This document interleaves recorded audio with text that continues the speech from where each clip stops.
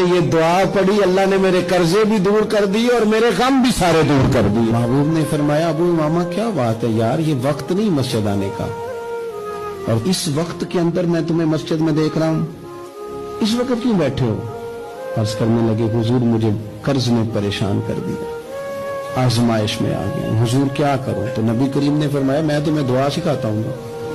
حضور نے دعا سکھائی، کہاں پڑھو اللہم انی اعوذ بک من الہم والحزن واعوذ بک من العجز والکسل واعوذ بک من الجبن والبخل واعوذ بک من غلبۃ الدین وقہر الرجال۔